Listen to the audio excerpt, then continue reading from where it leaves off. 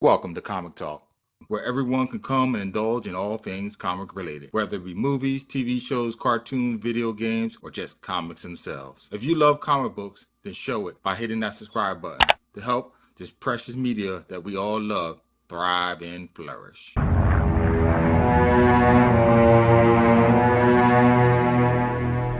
On this night, a storm is brewing.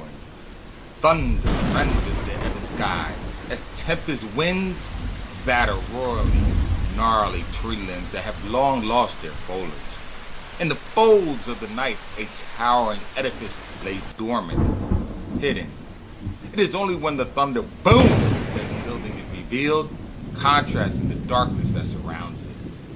Remote and isolated from Gotham, this structure houses the city's criminally insane, protecting the citizens from the most demented of its denizens. But on this night, something other than electricity is in the air. Blame it on the full moon. Call it the witching hour, or even the effects of the summer solstice.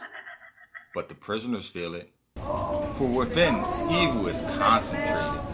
Insanity honeycombs the building crevices, leaving an invitation for a very special kind of visitor.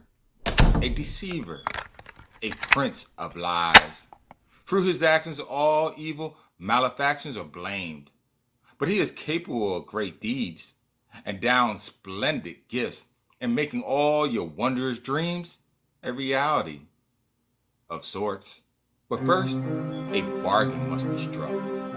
Terms agreed upon, and a sacrifice given. In the process, many will suffer, as they often do.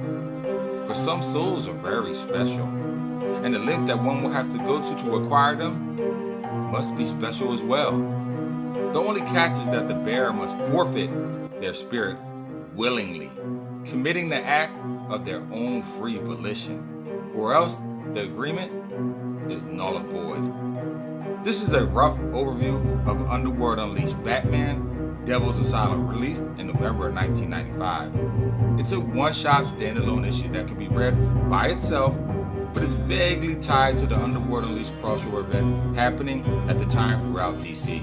The gist of the crossover is a demon lord named Neuron, who has become the new ruler of Hell, and is now offering many of the DC Universe supervillains and a number of the DC superheroes various deals. Deals in which they will be given their greatest desires in exchange for their souls, or just for completing a specific task for him. In this story, the soul Neuron wishes to acquire is Batman. And this instrument that he manipulates in order to attempt to get this soul is the inmate, Krypton. Supposedly, he is a master of poison, but honestly, up until now, I have never even heard of him.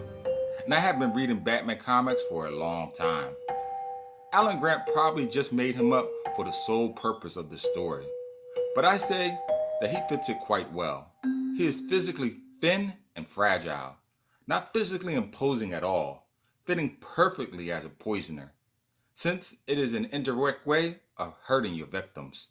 Anyway, while locked up in his cell, Neuron comes to Krypton and offers him a deal, granting him his wildest dreams if he first gets Batman to take a life. Krypton, through subterfuge and deception, manages to poison everyone in Arkham, both prisoners and guards alike, along with Jeremiah Arkham himself, the administrative director and chief psychiatrist of the facility. Then, while everyone is lying paralyzed, writhing on the floor, he sends out a signal for the Batman to come to Arkham. When the Dark Knight gets there, Krypton explains to him that he has drugged everyone in the building with a slow-acting poison. He will give Batman the antidote to save them, but only under one condition.